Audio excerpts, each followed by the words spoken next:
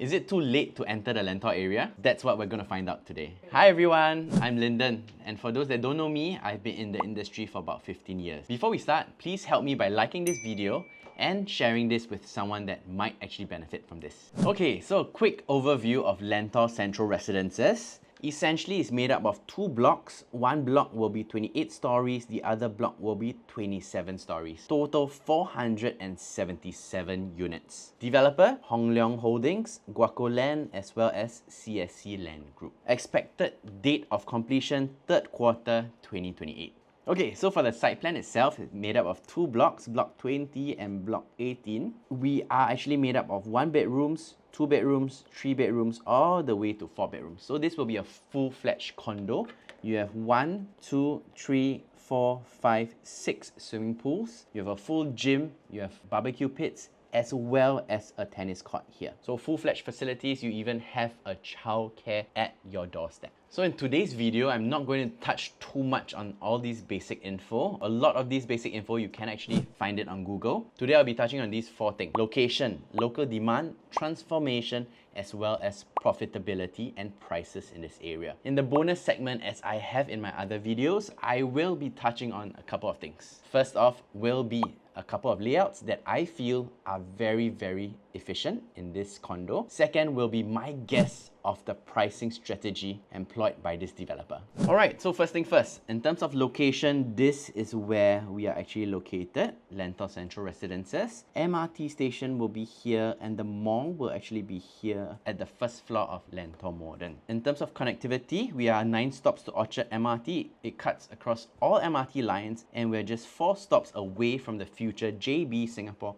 RTS. In terms of connectivity, in the future, we're going to have the North-South corridor. This can actually reduce traveling time by up to about 15, 20, and all the way to 30 minutes, depending on where you stay. Amenities are all around us, as you can see on the screen. Nearest amenities is going to be at Lentor Modern, just now what I shared with everyone. There's going to be a supermarket, CS Fresh. So in terms of schools, Lentor Central Residences, we're going to be here. We're going to have CHIJ St. Nicholas Primary, and we're going to have Anderson Primary as well. In terms of its nature parks, we have 3 nature parks nearby: Helock, Thompson, and Lower Pierce Reservoir Park. But of course, the nearest one to us, we are just literally next to Helock Park. In terms of this area specifically, where we will be, this is where our plot is. So before that, we actually have Lentor Modern, Helock, Lentor Hills, Lentor Mansion, and Lentoria. A total of 2,954 units currently. What I also want to share with everyone is that in this area, this location specifically, there will be 4 more plots coming up for sale. 1 here, 1 here, 1 here, and 1 here. So in the future, why is this important? Because moving forward, when there are new plots of land, the prices typically will be a bit more expensive, and that's how developers will price their selling prices as well. Essentially selling at higher prices, which will protect our price more. So the second point I'm going to touch on is the local demand. We're also going to look at the future demand in this area. So first off, we want to look at Seletar Aerospace Park. There will be over 60 MNCs in this area, which will have over 6,000 aerospace professionals. Why is this important? Because these are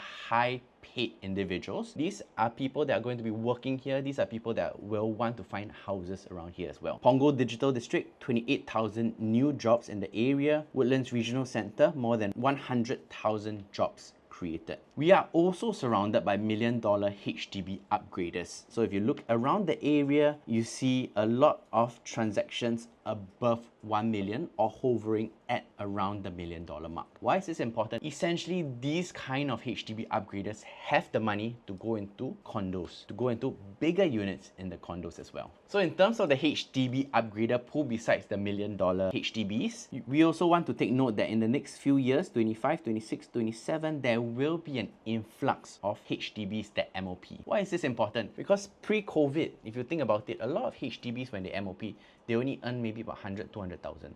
But post-COVID kind of HDBs, when they MOP, typically a lot of my owners are making 300, 400, some of them even making 500 plus thousand from their purchase price. So why is that important? Because with so much profits, these people will want to upgrade to condos, and a very easy to accept location will be the Lentor area, because this will be a bit more connected, it's closer to central. What you also want to take note is that a lot of these BTOs actually are in the Punggol Sengkang areas, which means these newer estates, they are okay to accept slightly newer township because they have seen their own towns grown so much over the last 5-10 years. So in summary, who is going to be the demand for our condo in the future? We're going to have our $1 million HDB estates, the Northern Transformation, the new jobs all around us, especially the new townships as well. Essentially, more than 100,000 workforce, more than 50,000 upgrader pool. These all will be future demand, which will make our exit strategy a lot easier when we want to sell. For the third point, transformation. In terms of the transformation in Singapore, typically we always want to look at how the master plan plays out, because that's how the government plans all the different districts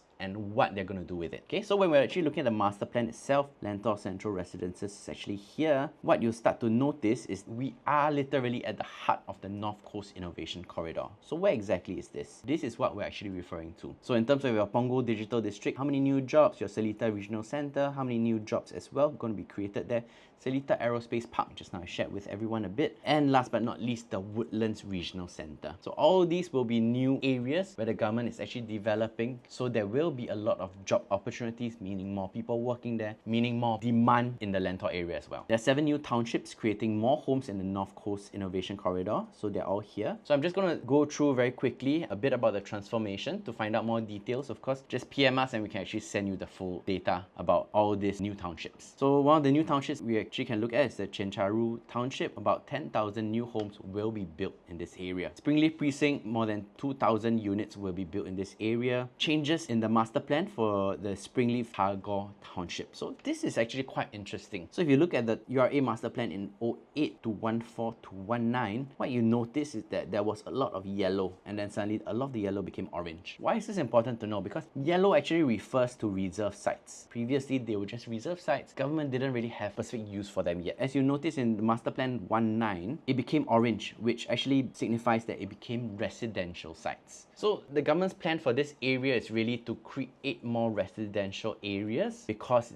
this essentially is a new township. In terms of the MRT, so how the government does a lot of things today is that they start to build the infrastructure there, then after that they'll start to populate the area, build more houses, those kind of areas. In terms of MRT, it has already been built. Infrastructure to connect Woodlands Regional Centre to CBD has also been up, and we are at the center of it as well. So the rapid transit system will begin operation by end 2026. So in a sense, a lot of these transformation will actually be benefiting the Lentor area a lot. And last but not least, I will touch on the profitability around this area and what's actually happening in the market. What I normally term this point is that, is this a safe entry price for us to enter? So what we're going to compare a few resale projects around this area, we're going to compare some of the new launches around this area, and we're going to compare some of the new launches in the entire Singapore as well. So first off, we're going to look at some resale properties at Panorama, TOP 2017.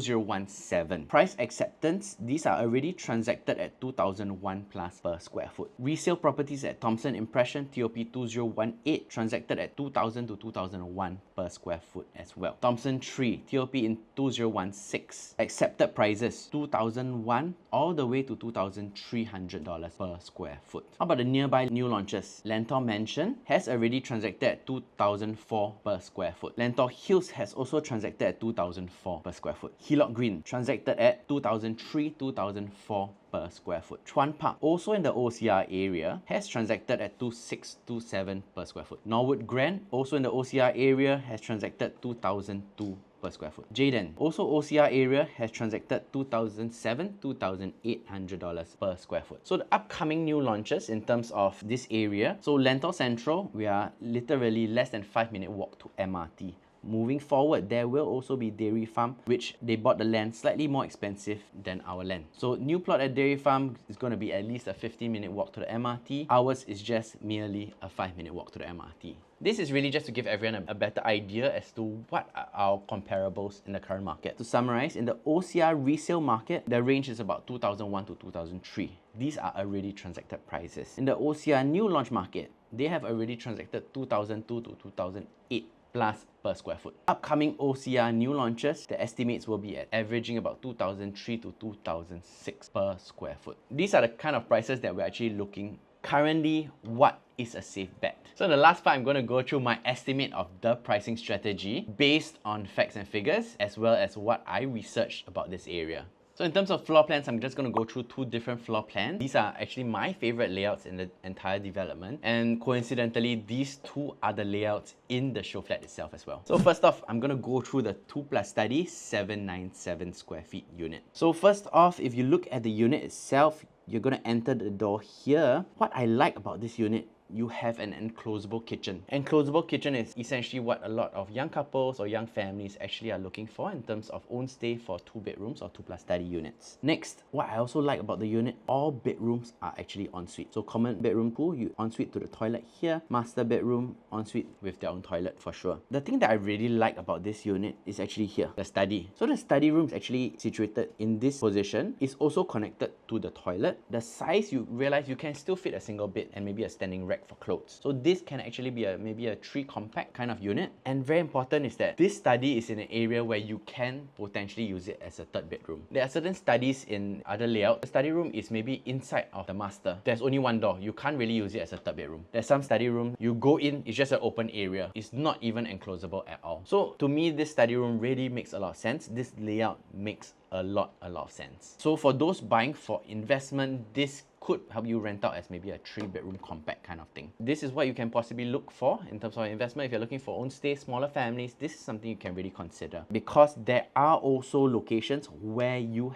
have the potential to have storage. So these yellow boxes are potential areas that you can use for storage. Why? Because you realize the living area and the dining area is very wide. What I don't like in some of the unit is that the dining area is very narrow. So in one of my previous units that I was staying, it was a 2-bedroom unit. That day I was flipping through my photos. I remember looking at the dining table, and me and my wife and my parents were sitting at the dining table. We pull out all our chairs to take photo. Literally no one else can walk through that corridor to the living room, because that is how narrow a typical 2-bedroom dining area is. But you realize here, the dining set can be here and there's still space to actually walk through. To me, very spacious layout, very livable. So this will be your 2 plus study layout. The next layout I want to go through is the 4-bedroom premium at 1399 square feet. So what's very interesting about this layout is that it actually has 3 storage areas. One is your home shelter. Second is your store, which is just behind the kitchen. And third, there'll be an extra store area in the kitchen. So why do I find this important? One of my previous units was a 4-bedroom,